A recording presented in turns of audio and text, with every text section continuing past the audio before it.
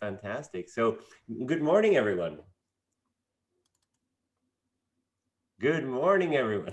Come on, I can hear you. Say good morning.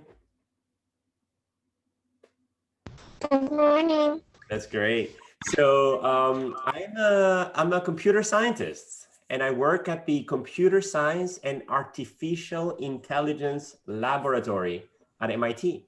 So MIT is one of the best universities in the world for computer science, and it's right around the corner from where you guys are studying. So I hope that many of you will choose to come to MIT one day, and I hope that MIT will have room for all of you who choose to come. And for those of you who are interested in one day learning about computer science and studying at MIT and creating machines that can think, that can understand the world, that have artificial intelligence, what you need to do is study hard, do a lot of math, and think creatively. And number 4, learn how to program as soon as possible. Because when you learn how to program, the world is your oyster. So who is interested in computer science? Raise your hands. Awesome. Who knows what computer science is? So do you want to tell me what you think computer science is? What is computer science? Oh. Nathan, what do you think? Nice. It's like science, but on a computer. Did you hear that? It's like science, but on a computer. And that's a very good way of answering. Who wants to say another answer? I see a hand waving in the back. Avery. It seems like programming a robot or something. Like programming a robot? Oh, that's exactly right. Very well. Anyone else? Anna? Like coding. Oh, like coding? Coding, programming, yes. And Livia? I was gonna say the same thing. Oh, programming. That's a great answer. Anyone else? Awesome. Oh, we have one more, Chase. It's also like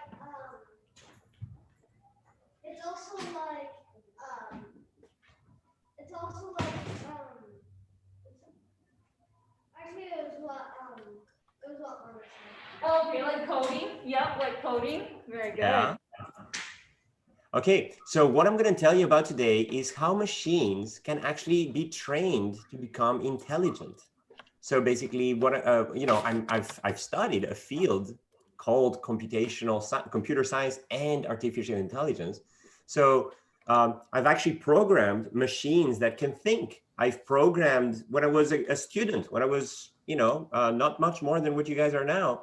I started programming my first computer games that could actually play against you and sometimes actually beat you. So how many of you play chess? Raise your hands if you play chess. Awesome. Do you think that a machine could learn how to play chess as well as you do? Yeah. Awesome. So it turns out that machines actually play chess better than any human on the planet nowadays, but this was not always the case. It was a big deal when Garry Kasparov actually was beat. The best chess player in the human world was beat by a best player in the machine world. And right now, machine players are so far better than human players. So how is that possible? How can machines think? So that's what I'm here to tell you about today. So first, I'm going to talk about artificial intelligence more broadly, also known as AI. And then I'm going to talk about how we can actually, number 1, program machines how to play chess. And number 2, program machines how to do image recognition, how to recognize images. So what I've drawn here is a human thinker, kind of like you guys, and then a machine thinker, which really doesn't look like that. I mean, it doesn't need to be a robot to think. It can just be a big box with lots of cables and transistors, etc. So what's really ironic is that many things that are actually very easy for humans have traditionally been very, very hard for machines. For example, walking around, avoiding objects, recognizing your mom and your dad or your friends and remembering their names, or speaking human language and understanding human language, or playing puzzle games like Jeopardy that requires human knowledge, or driving or manipulation of objects. This is something that humans that don't think of themselves as super intelligent are able to do super easily. And that has traditionally been super hard for machines. On the other side, ironically again, things that are very hard for humans are actually super easy for machines. If I tell you what's the product of 1,527 times 3,456,323, that's a hard problem for humans. That's trivial for a machine. Math is trivial, super easy for a machine. They're computers. What they do is compute. So things like planning and logic and reasoning and remembering and doing math and doing integration and playing chess, these are the things that we think of as, oh, wow, you need many years of education to do that. You need, a lot of classes to learn, or you need to spend thousands of hours of training in doing these things. These are things that classical AI was first learning how to program, and it in fact became much better than humans very early on. So the first example that we're going to talk about today is how can you train a machine to play chess, to actually beat humans. And then which was the epitome, the hardest thing that one can think of in terms of machines being smart. And then we're going to talk about the things that are actually much harder for machines and a new field called deep learning. So who's excited so far? Raise your hands if you're excited to learn about all that. Awesome, great. So do I have any questions so far? If not, I will dive right in. So how do we learn how to play chess? So here's the classical, quote unquote, artificial intelligence approach. And the classical approach to artificial intelligence is to basically program in your computer a lot of rules. And these rules basically teach the machine what the board is about, how every piece moves, where every piece starts, what are the legal moves and illegal moves, what are the winning positions, what is the score for every position. So you basically get a human programmer to program in every single rule of chess. And then you have a human programmer to handcraft a scoring function for every position. So for every position of chess, you can say, oh, okay, that one gives me 25 points. And this one gives me 23 points. And this one gives me 70 points. Ooh, that's a really good position. So who's with me so far? Raise your hands if you guys are following so far. Awesome. So we can basically program all the rules, program a score for different types of positions. For example, as any chess player in the class can tell you, having your horse in the middle is a good idea because it can control a lot of squares. Having your horse all the way to the end is a bad idea because it can't control that many pieces. So a knight is basically best placed in the center. A knight is badly placed outside. So you can basically write a score for how are my knight's position. And you can also write a score for how are my rook's position. Two rooks on top of each other are a very good position. Two rooks far from each other are a very bad position. So you could encode a lot of scoring functions for every position. And then here comes the fun part. Are you guys ready for this? Oh, yeah. Haha, awesome. You then let the machine do what machines are best at.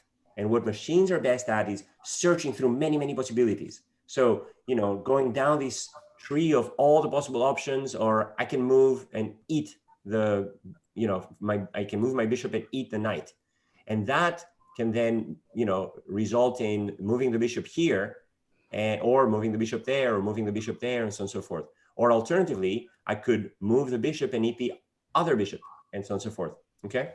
So you basically have a tree of options. Why do we call it a tree? Because every branch has more branches, and every branch has more branches, and so on and so forth. So picture a giant tree of computations that goes deeper and deeper and deeper and deeper with many layers. So what does a human player do when they play chess? They basically say, oh, okay, if I do this, then they'll do that. And if they'll do that, then I'll do this. And if I do this, then they'll do that, and so on and so forth. Okay, so this is exactly what the machine also does, but it can do it way faster than humans. And that's why machines are so good at playing chess nowadays, because we have big enough computers to program all of the trees and all of the options and all the possibilities, and then choose what is the maximum score that I would want to obtain? And then when my opponent plays, they will want the minimum score for me. And then when I play again, I will want the maximum score for me. And when my opponent plays, they will want the minimum score for me. So that's what we call mini-max. So it's basically a series of min and max choices based on which opponent plays at every time. And then after you've built this whole tree, you look through the tree and you say, aha, this is the best possible winning position. So I'm going to choose the position here because eventually, based on the choices of maximums and minimums, I will have the best possible option. Assuming that I always choose the best move and my opponent always choose the best move, I can basically get to the best overall score 5 or 6 or 20 moves down the road, something that humans will have a very hard time computing. All right. So I want you guys to raise your hands and tell me if you're with me so far. Yes? Awesome. Good. I think we had one question. Chase, did you have a question? Let's hear the question. I had a comment. Oh, comment? Okay. You also have to program how the pieces move. Yeah, great comment. Any other comments or questions? Yeah. I have a comment because my brother, he's also working on computer science. Ms. Bailey, could you please repeat? Yeah, Anna's brother's also working on computer science. Oh, that's great. Yeah, Other very questions or cool. comments? Olivia, you have a question or comment? Jonathan? Hold on one second. Olivia is asking. Oh, Olivia, sorry, Libby. I have a comment. So when you do programming, sometimes robots can think of many different combinations of doing different things. Yeah, that's exactly right. In chess, like there's many different things they can think about in one time. Yeah, that's exactly right. So basically, that's the beauty of computer science, the fact that you can program in and can search through many, many different options. Jonathan? And also the best computer is AlphaZero at chess. Ha ha ha ha ha. The best computer for chess is AlphaZero. And that's, I think, a great question to take us to the next level. So my presentation of chess is the classical AI approach to chess. But in fact, AlphaZero doesn't choose the classical approach anymore. It doesn't just simply search through a tree of possibilities. So AlphaZero, the reason why I colored Go in red with deep learning, and chess, could actually be now colored in red as well with deep learning, is that AlphaGo, the new chess program that is better than any chess program that has ever been made before, doesn't use this approach of classical AI. It uses this new approach of deep learning. We didn't have to actually have a human go in and handcraft a scoring function for every position. It didn't bother with that. It basically said, just tell me the rules. I'll take it from here. And what AlphaGo did is within 4 hours, it basically played against itself 1 billion times. Every possible game, it was playing. And even though it had no scoring function at the beginning, it basically saw who won at every one of those games. And then from that, it actually learned not just minimax, but it learned patterns for how to play chess better. Patterns that are repeating of, oh, wow, this knight is now connected with these pieces and this queen is now connected here and so on and so forth. And that looks like a pin and so on and so forth. So it learned a bunch of recurrent patterns that made it so much better at Go than any human has ever been, but so much better than any other machine has ever been. All right, any other questions or comments? Because now we're gonna talk about deep learning. So we have 2 more, if that's okay. all right, 2 more, let's go for it. Nathan, go ahead, nice and loud. I have a comment as well as a question. Okay, comment first. I was really wanting to do computer science when I grow up, just like you.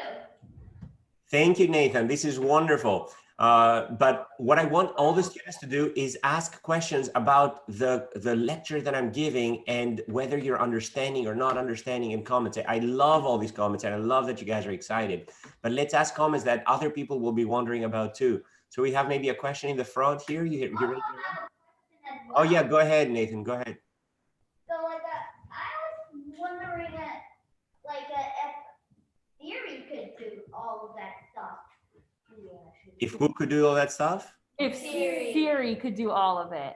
So Siri is one of those learning systems here that I've drawn up here with language. What does Siri do? Basically, so Siri understands language and responds with language, but Siri also has the ability to understand simple commands and respond, very similar to Jeopardy. So that's another great transition to the deep learning part. So the answer is yes, Siri can actually can actually do the type of activities that deep learning does, but Siri was not ever programmed to play Go or to play chess. And that in fact takes us to the whole concept of general intelligence. So right now, what artificial intelligence does extremely well is play chess, play Go, do math, do integration, remembering, reasoning, logic, planning, knowledge, Jeopardy, understanding language, translating between languages, understanding faces and images and driving and manipulation, all of that stuff it does super well.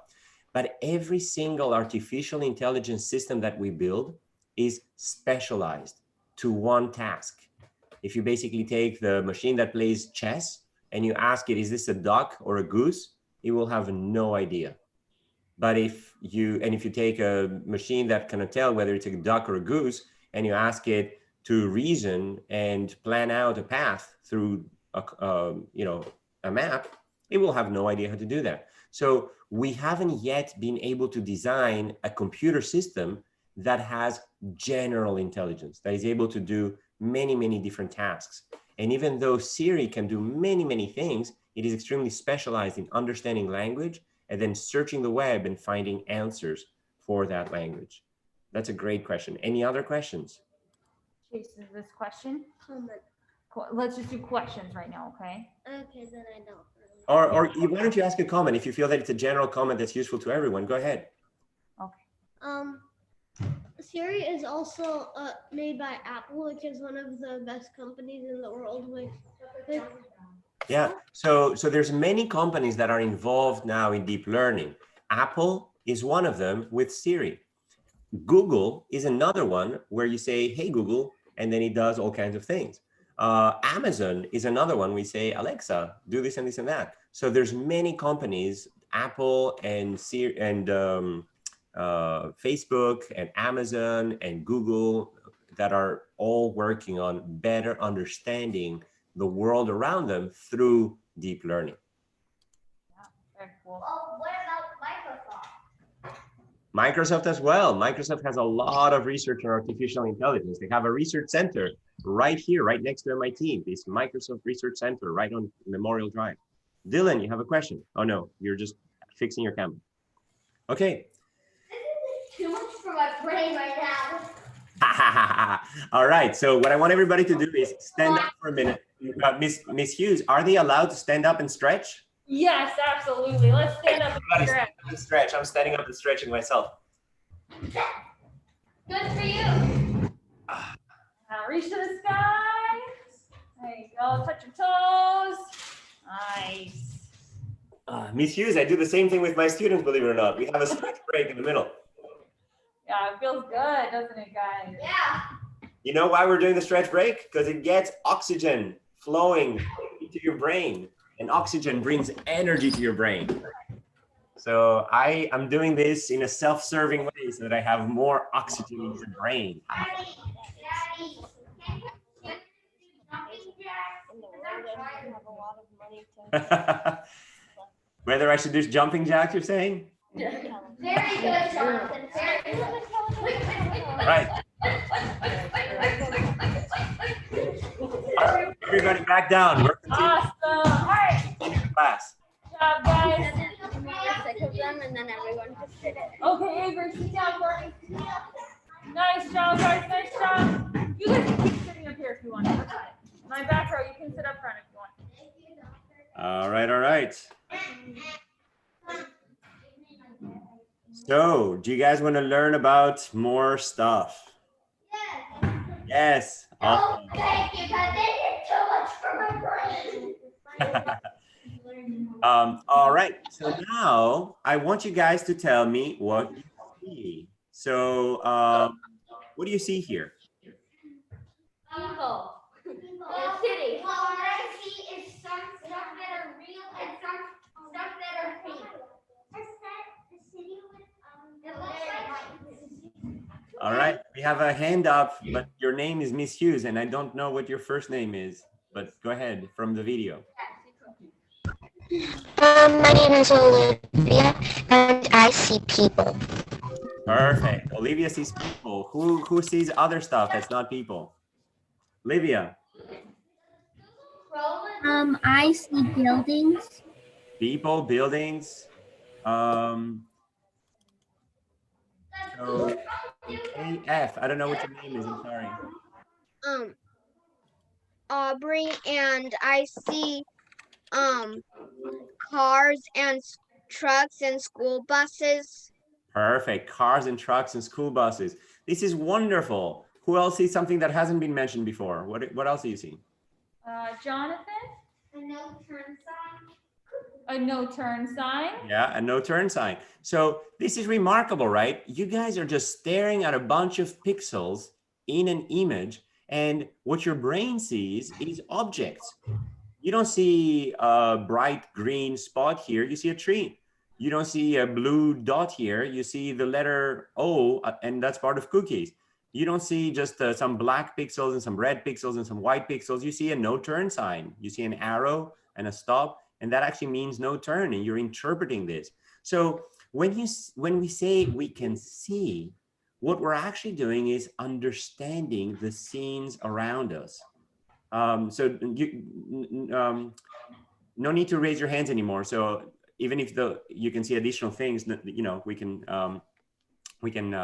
say those to Miss Bailey afterwards. So what we can see here is that what humans see when they look at a scene is a lot of objects. So as we start recognizing, what is actually happening is that there's an image that gets projected into our neurons at the back of our retina.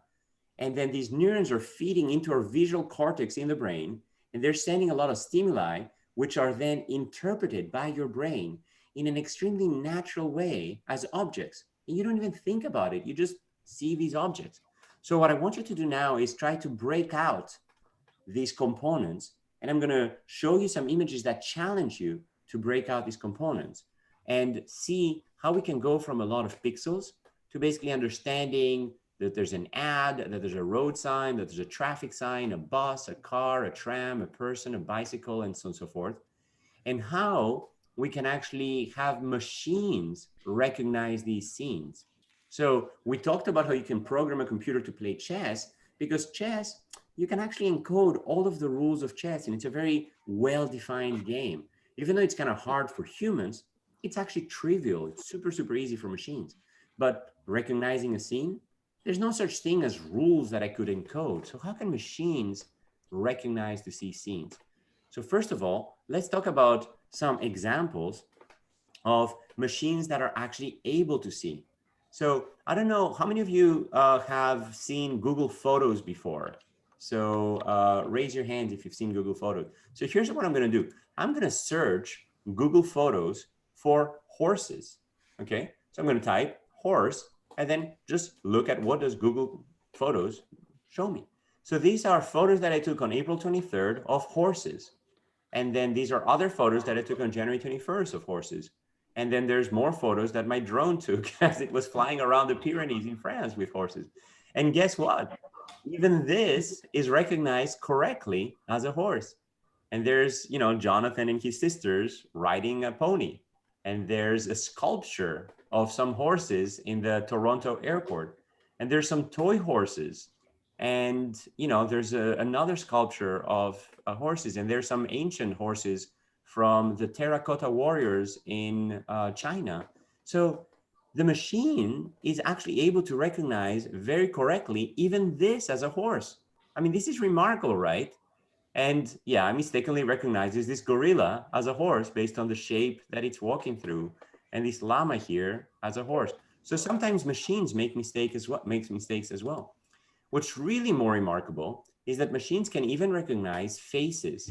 So if I tell it to look for my son, Jonathan Kellis, it will actually search and actually find images of Jonathan Kellis. And it actually does a very good job. It basically finds Jonathan and it distinguishes him from his sisters who actually kind of look like him as well.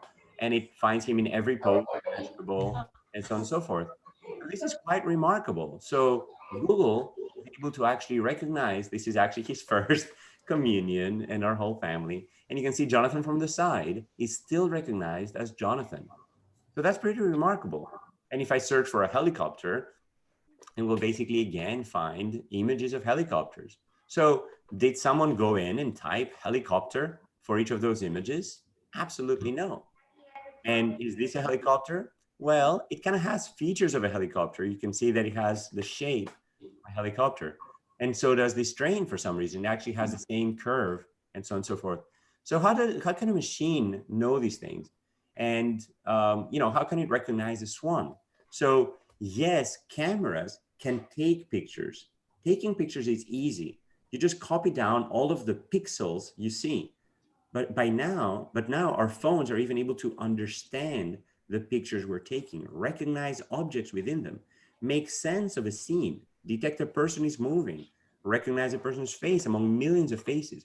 So understanding images is something that computers haven't been able to do until very, very recently. So what I'm going to do now is show you some images that will challenge your own perception. So first, we're going to have a test. And I'm going to want you each to go through the first image. And when I say, what is it, to scream out if it's going to be a dog or a muffin, right? Dogs and muffins, you would think, are very different. But I'm going to have a set of 16 images. Some of them are dogs and some of them are muffins.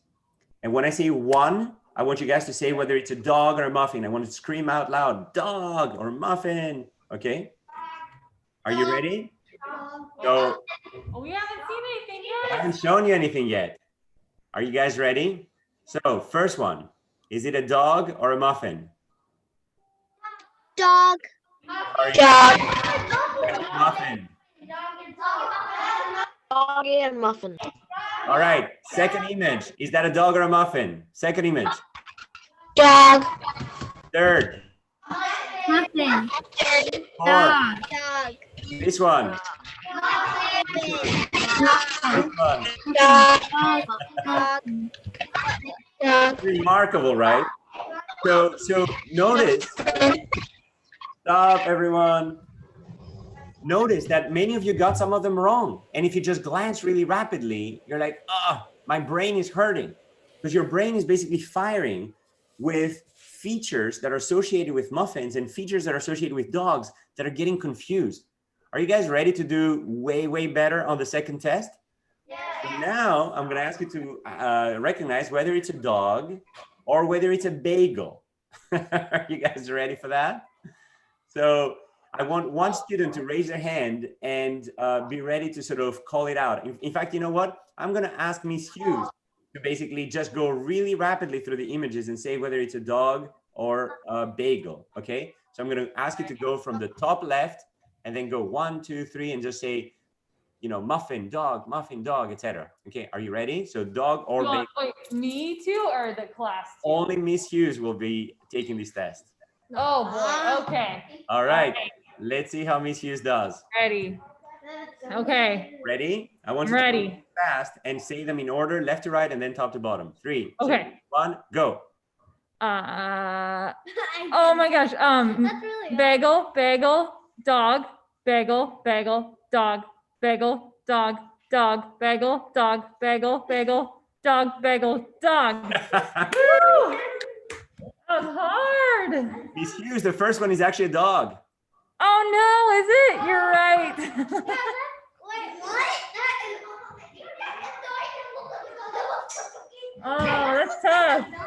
All right, you did extremely well though. You got all the other ones right. So what's happening, guys? Your brain is probably hurting right now because you're seeing things and your brain is like getting multiple sensory stimuli back and forth. All right, now I want you to tell me here, who sees 4 parallel blue lines? No one, right? Who sees a bunch of blue lines that are going zigzag up and down, right? All right. They're all parallel. All right, Jonathan knows the answer. Now, who sees 2 squiggly lines here? Raise your hand if you can see 2 squiggly lines. They're definitely not circles, right? They're squiggly lines. No, Nathan, sit down. Raise your hands if you can see squiggly lines. All right. All right, now, are you guys ready for your brain to hurt again? Turns out those lines are completely straight. Huh? And the circles are completely parallel as well. They're just 2 concentric circles and 4 parallel lines. Isn't it weird? I think our brains are hurting over here. As they should be hurting. Okay, who can tell me who this is? Oh, that's Albert right there. That's Albert Einstein. Okay, so half the people are saying Marilyn Monroe, half the people are saying Albert Einstein. So is your brain hurting yet? Let's zoom in and see. Oh my goodness. Was that weird? Mustache was. Now it's Albert Einstein. He's now it's Marilyn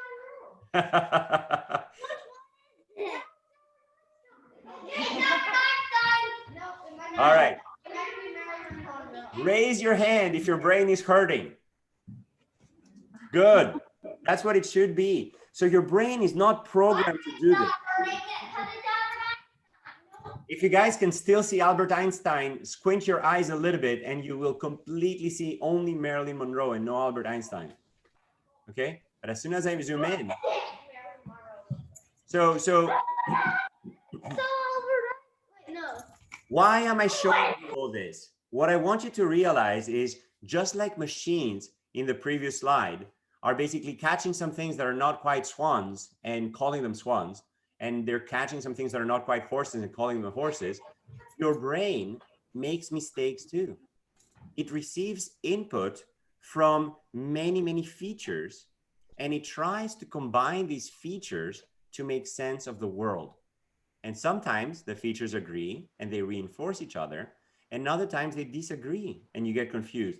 So what I put together here is a series of pictures that get you to realize that, whoa, my brain can actually get confused sometimes because it's receiving stimuli that basically say, wow, this line is bending down and these circles are clearly zigzagging all over the place.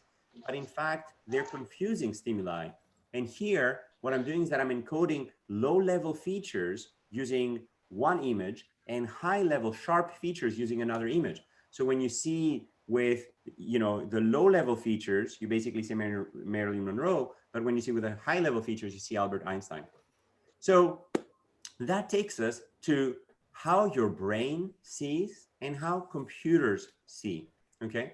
So who can tell me which president this is? Abraham Lincoln, right? Abraham Lincoln. Very nice. Abraham Lincoln is in this image. And yet all you see is some black and white pixels. How can your brain be so amazingly outstanding at recognizing an image of Abraham Lincoln, not just saying it's a person, but actually saying it's a person and it's a president, it's Abraham Lincoln, just by looking at these pixels? What are you seeing here? What you see is Abraham Lincoln with a bunch of pixels, but you're immediately recognizing something out of it. But if you look at deep down, all the information is a bunch of black and white shades. And these black and white shades is basically what your computer also sees. Basically, every shade is associated with a number. The more white it is, the higher the number, all the way to 256, which happens to be a power of 2, and all the way down to 0 for black, okay?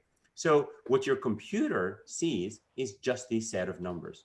So what we're gonna do is figure out how we can turn those numbers into features, and I'm gonna explain what features are, and how we can turn those features into objects and those objects into recognition.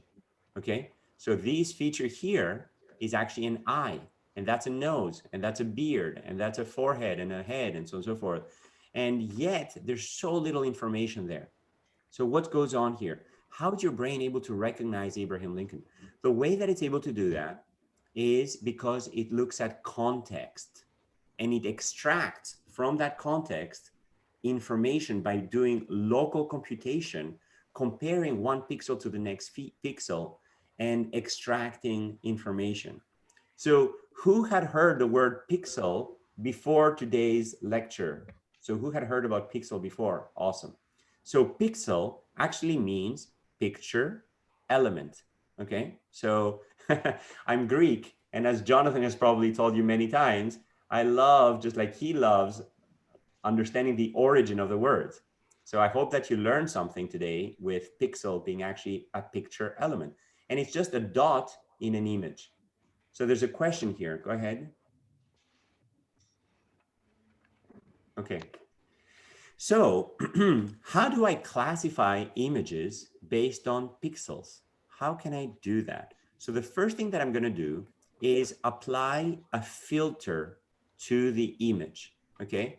If I have an image and I apply a filter, what is a filter? A filter is something that I can compute at every point by combining neighboring pixels for an outcome. Okay. So here's an input image and here's a filter. What does the filter do?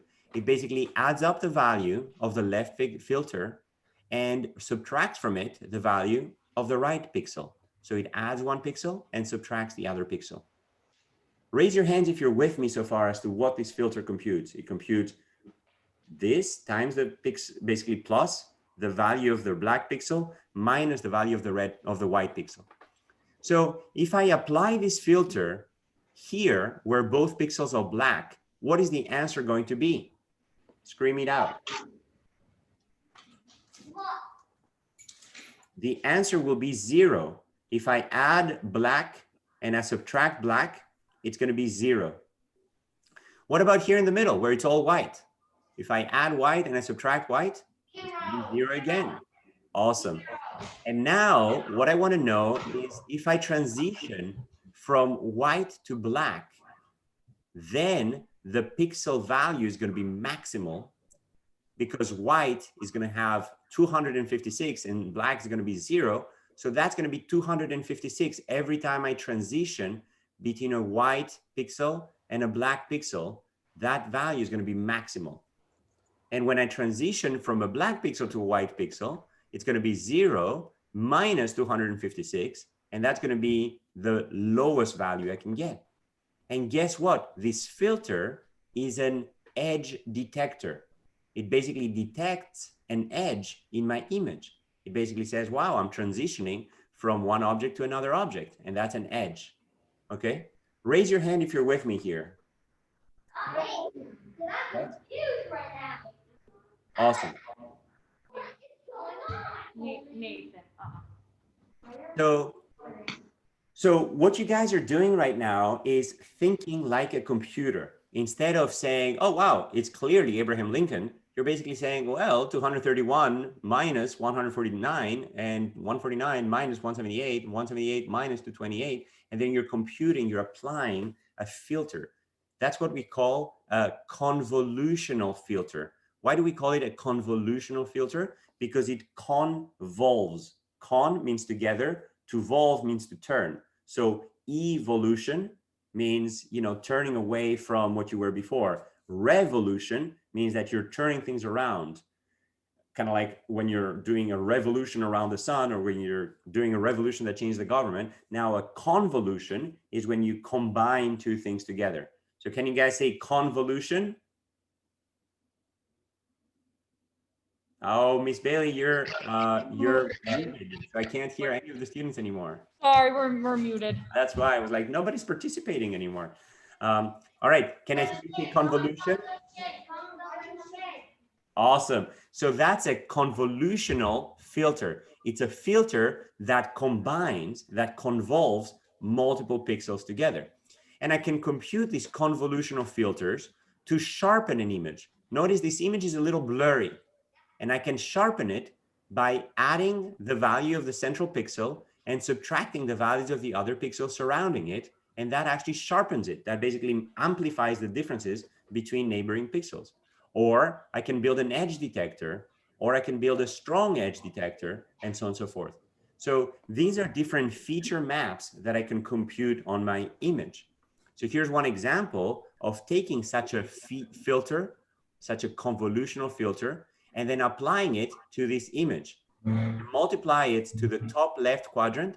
I basically have 101, 010, 101. So basically I'm taking the X here and adding up all the pixels that are matching that X. And there's 4 pixels here that match the X. So I write the number 4. If I shift it by 1, I have 1, 2, 3 pixels that match the X, and I write 3. If I shift it by another one, I have 4 pixels here, 1, 2, 3, 4, that are matching the X, and then I have a 4. So that's how I can compute a convolutional filter through the image to basically get a feature out of the image.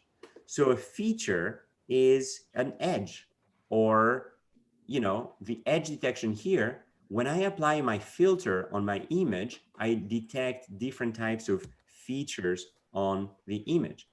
And those features can be extremely simple, like edges or dark spots. But then what's really, really cool with deep learning is that I stack the features on top of each other. So at the bottom layer, I have pixels. Then on top of those pixels, I have simple features like an edge and a dark spot. And then on top of the simple features, I can build more complex features like eyes and ears and noses. And on top of these more complex features, I can build even more complex features like a part of a face and facial structure and so on and so forth. Okay? So what deep learning does is that it learns first simple features on top of an image from the pixels, and it finds edges and dark spots and light spots and circles and these types of low-level features. Then from the low-level feature of, wow, I have an edge here and an edge there and an edge here, I can build a circle. And from a circle, I can build the, you know, additional recognition such as, oh, it's shiny. And that basically tells me that, oh, that's probably a headlight. And here it's black and it's curved and it's, you know, round and it's near the floor. So that's probably a wheel. And that's a license plate. And these are headlights. And this is, you know, a car, basically. So here I can basically recognize there's a nose, there's eyes, there's a mouth, there's part of a hat. And here I can recognize doors and windows and steps. Okay. So I'm basically learning layers upon layers upon layers of something that we call abstraction. What's abstraction? It's when you learn something more abstract. For example, here's one example of a chair, and then here's another example of a chair. These are very concrete examples, but then I can learn the concept of a chair as something more abstract, built out of layers of low-level features to eventually recognize a house, a car, a person, and so on and so forth. So that's what deep learning is. Deep learning is basically constructing many layers of abstraction. To recognize an image out of its pixels, the bottom layer, which is known as the visible layer, is the input pixels. And then on top of that bottom layer, I have a layer of edges. And on top of the layer of edges, I have layers of contours and corners. And above that, I have parts of an object like wheel and face and, you know, bag and so on and so forth. And above that, I can have now a recognition of a car, a person, an animal. Okay? So raise your hand if you're with me so far. Awesome. Who feels that they get it? Who feels that they kind of understand why we call it deep learning? So we call it deep learning because it's deep. There's many, many layers of abstraction. We're starting with simple pixels. We compute these convolutional filters that we're learning at every layer. And then that constructs a higher and higher and higher representation of an object. So let's see who has questions. And Ms. Hughes, you're welcome to ask questions as well if you feel that this will help the class understand. Perfect. I have one connection that I think might be kind of cool for them. So a few times when they log into their Prodigies, they'll get an image that says, hey, say I'm not a robot, click all of the sidewalks or cars. So do you want to, I don't know, it's kind of make that connection for them? I think they might like so the big question now is, how do we train all of these different layers? And what you need is a training set. What you need is labeled images so that you can go through and the computer can go through and say, oh, that's what 1,000 bicycles look like. And that's what 1,000,000 people look like. And that's what a gazillion buses look like. So you can basically train a machine by feeding it thousands and thousands and thousands of examples of the same object seen from different levels. And in fact, that's a wonderful transition, Miss Bailey, because my next slide was going to be about feature invariance. So what do you do every time you say, I'm not a computer?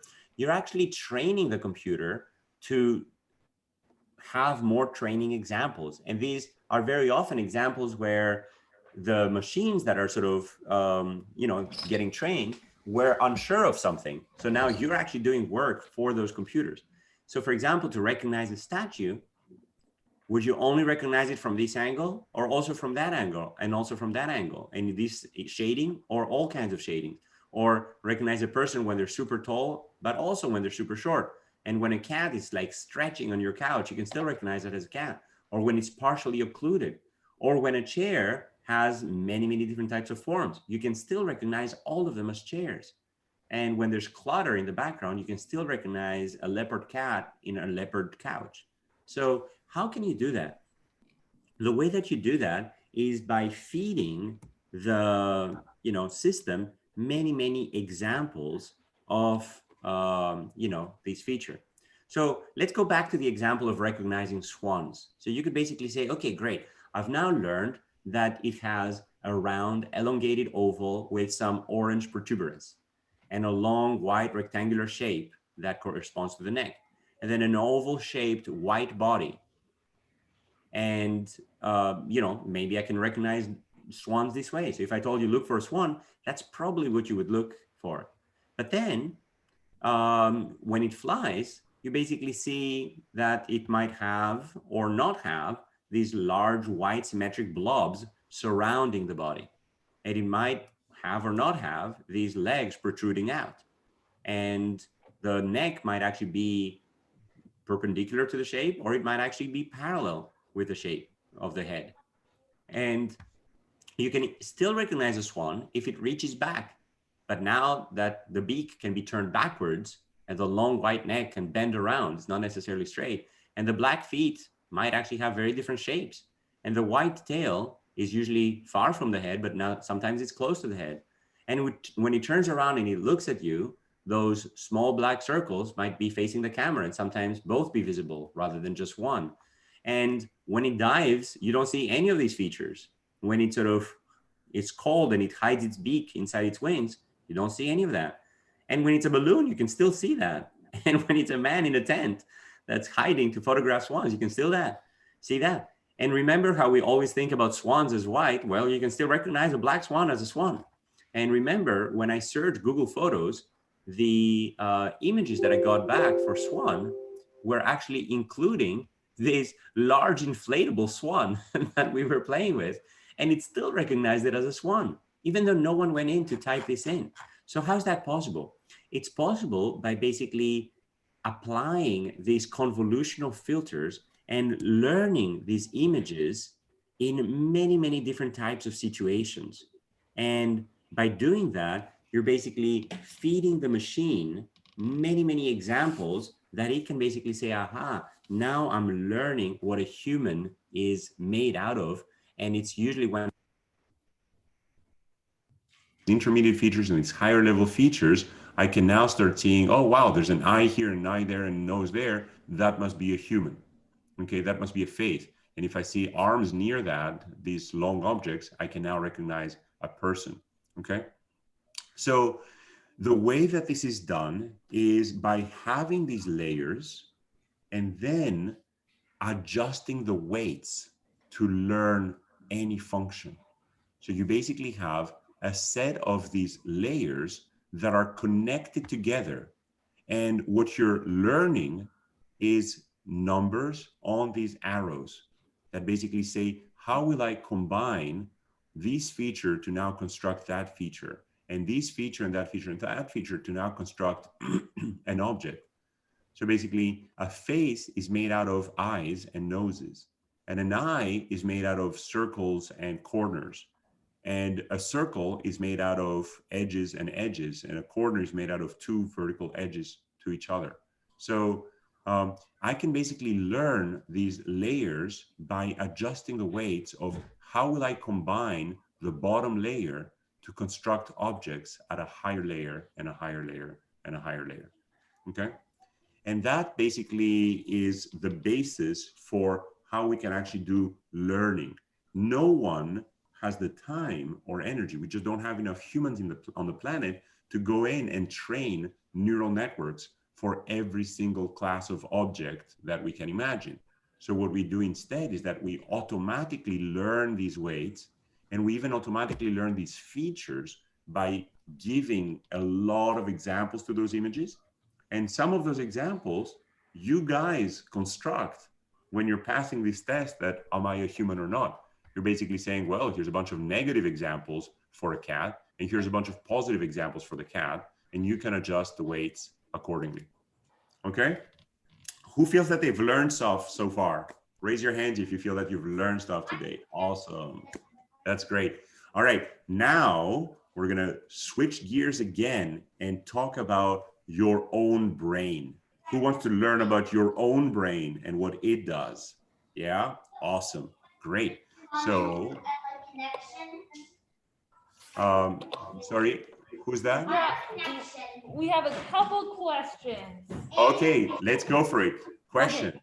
Question, Nathan and then Jonathan. Nathan. No, it's a connection. Okay, quick connection. The there's like a connection between a swan and a brachiosaurus. They both have the same kind of neck. It's very long. Yes, good Same connection. shape. Yeah. Yeah. So that means that features can get reused in many different objects. What makes you recognize a swan is not just the long neck. It's a long neck in the context of all these other things. Jonathan. So if you go back to the slide, it says that for the edges, it needed to be different colors when the person was standing and it matched you. Ms. Hughes, could you please repeat? So Jonathan, which slide? Why don't you come up here, kiddo, so we can hear. Come up to the computer. Is it this one, Jonathan? Or no, that. This one? No, I mean like That one. before. Can you tell me the number of the slide? It was number 13. Yeah. Yeah. It said it was for the edges. It needed to be different colors. But what if the animal and the background is the same color? How can it recognize if it's an edge or if it keeps on going? That's a great question, Jonathan. So in the same way that we can have a filter that's 1 - 1, and you can see some edges that are really sharp, you can see some other edges that are between shades of gray. So even if the animal is very similar to the background color, you can still recognize edges between the different shades of that animal and the shades of the background. Great question. Any other questions? Okay, I want everybody to stand up and stretch again, because now we're going to go inside your own brains, and I want your brains to actually have some energy in order to actually be able to understand that. So, Miss Hughes, do you want to help them stretch again? Just give some instructions. Stretch up to the ceiling. One arm over the other. Stretch out your shoulders. Do your other arm. Nice. Touch your toes. There you go. Well, you already did push-ups, so I think you're set. Look at all that blood flow. Oh, nice. There you go. Good job, you guys. All right. Good job. All right, find your seats, guys. Find your seats. All right, let's learn about the human brain. All right, so what I didn't tell you is that, yes, I'm a professor of computer science and artificial intelligence, but what I actually study is human health, the human genome, and the human brain. So it's a little ironic that I am both studying the, human intelligence and using artificial intelligence to study human intelligence. So I therefore have multiple passions that are converging, and these passions are combined when it comes to neuroscience. So let's now talk about what goes on inside your own brain. Okay, so it turns out that the computations that go on inside your brain is exactly what inspired these artificial neural networks. So a biological neuron basically has a body, an axon, a dendritic tree, and interface where it learns basically the same way that we've been talking about those edges and those convolutional filters getting combined at different layers of abstraction. So inside your brain, there are actually neurons that are connected to each other into neural networks. So they're networks of neurons. And these neural networks are computing functions from the environment. They're basically receiving inputs and then weighing these inputs using these parameters, and then deciding if those inputs are above a certain level to then fire or not. And what neural networks are doing, what these traditional computational machines of feature function approximation are doing, is learning those weights to basically say, how should I combine those features of an edge here and an edge there and an edge there to recognize an eye, and an eye here and an ear there and a mouth there to recognize a face, and a face here and a leg there and an arm there to recognize a person, and so on and so forth. So the same way that you are learning those weights, your brains are actually learning functions from the environment, okay? So let's dive into the details of what are neurons made of, okay? So this should be a picture that all of you should recognize if your parents have basically opened up science books. And what this is a neuron. A neuron inside your brain is basically a very large body which receives inputs from many dendrites and then sends one output. If there's enough signal from the dendrites to basically cross a threshold, it sends a firing output. And at each of these connections, there are neurotransmitters in this synaptic space, chemicals that are accumulating. And if these chemicals accumulate above a certain level, then they cross a threshold and boom, the neuron fires. So I don't know if you guys have noticed, but when you first enter a room where it smells kind of bad, after a little while, you don't smell it anymore. But if you go back outside and back inside, you kind of smell it again. So that's because your neurons are basically firing and then adjusting and then no longer sensing that difference. And same thing with a background sound. If there's a E, eventually your brain blocks it out. But as soon as you close your eyes and you reopen them, you're like, whoa, I can hear that again. So that's all of the feedback, all of the computation that goes on inside your own brains. And these neurons are connected into these large networks that are basically summing up information and adding up information and integrating information. And these networks are arranged exactly the same way in layers of abstraction, okay? So now let's look inside your skull. You basically have an image that gets projected through your eye, and then it Oh my God, that is disgusting. Nathan. gets projected through your eye. It forms a mirror image at the back of your eye. So you basically are seeing a house. It gets projected through your lens to the back. And that's where you have effectively pixels, the same way that you have pixels in your camera. You have pixels in the back of your eye. And then the fun part begins. Those neurons that receive that information are connected into layers of more and more abstract information. So layer 1, layer 2, layer 3, layer 4, 5, and 6 of your visual cortex. And that's basically the part of your brain that recognizes these images. This visual cortex here is basically receiving information from your eyes and then going through and calculating computations through different layers of your cortex. So you basically have initially some small dots that are recognized in the first layer, and then orientation, some disparity, some color in the second layer, and then color and some basic shapes, and then 2D and 3D curvature in the higher layer, layer 4. And then through the ventral temporal cortex, you basically have objects that are getting recognized together. So you are basically building building blocks into features inside your own brains.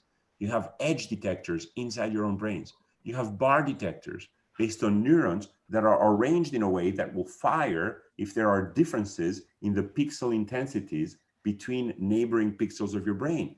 As these neurons are receiving information, they are actually carrying out computation exactly the same way that we described before. And what's really awesomely cool is that if you look at your motor cortex, it's arranged in the same layers as your visual cortex. And your auditory cortex, the same thing. And your sensory organs in general are basically receiving information in these layers that are abstracting information more and more and more. So remember, concrete is at the very bottom, and then higher levels of abstraction is what are getting built from that bottom all the way to the top. And now what's really awesome about the human brain is that compared to the brain of a mouse, or even the brain of a macaque, or even the brain of a chimp, the human brain has expanded dramatically. So if you look at the chimp's brain, if you look at the chimp's skull, basically, you know, there's that little subcortical region here. And then there's this amazing expansion of what I like to call your hardware, the compute infrastructure. It's the same way that your computer has software that's running on top of hardware. So the hardware itself in humans has expanded dramatically compared to our relatives. And that has allowed us to carry out this general learning ability to learn math and physics and chemistry and language and DNA and computers and programming and atoms and physics and math and linear algebra and statistics, and all of these things that you're able to learn are basically reusing the same layers of abstraction. So let's now go back to how machines are learning. So when machines recognize a car, they recognize that image, then they convolve these convolutional layers to basically recognize what is, you know, where are the wheels, and they're computing higher and higher layers of abstraction. And then they have this fully connected layer of neurons at the end where the weights are adjusted to learn different types of functions. And then they recognize all of these different shapes and features to, in the end, make a prediction. And you can use computer science to encode all of that. You can basically build these two-dimensional layers and these pooling layers and these flat layers and combine them all together to basically recognize this. So when you guys learn how to program, you will be able to write simple programs like that encode all of these computational complexity that we've been talking about to basically recognize cars, recognize faces and people. And in my own research, I'm using all these to recognize DNA, to recognize patterns in the DNA, to recognize common recurrent words inside your DNA that can allow us to now understand how genetic variation leads ultimately to disease.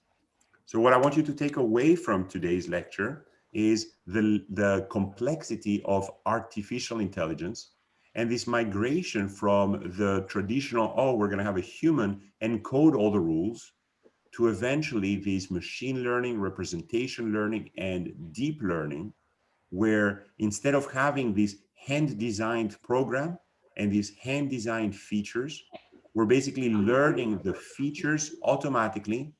We're learning layers of abstraction automatically, and effectively learning these representations of the world through these layers, which is very, very similar to the way that your own brain learns higher and higher layers of abstraction. And that's something that humans are amazingly well adapted to do. Of course, all other species can recognize objects, can recognize their friends, can smell their friends, can combine their senses. But what's really unique about the human cortex is that we are able to learn so much more thanks to this amazing language capability that we have and these abstract learning capabilities that we have. That's all I have to say, kids. Who feels that they've learned stuff today? Raise your hand if you learned stuff. Oh, I think everybody's saved. Mine did not, because my brain is just shrinking by the second. That's great. That's how it should be. All right. Any last questions? Wait, your brain is hurting. You're doing something good. I don't think we have any questions, but thank you so much. This was so cool. Thank you. Thank you for the opportunity. I have so much more to share. I can talk about DNA. I can talk about anything. So, you know, whenever we have another chance, I'd love to talk to you about any topic. So think about topics you'd like to learn more about and ask Ms. Hughes, and she will tell me, and I will be happy to come back. Perfect. Third grade, what do we say? This is awesome. Thank you. Thank you, everyone. And thanks for being such good listeners. You guys did a great job. Thank you so much. This was really, really cool. Thank you, I Ms. appreciate Hughes. it. I'll send you the recording. Bye-bye. Bye. Bye.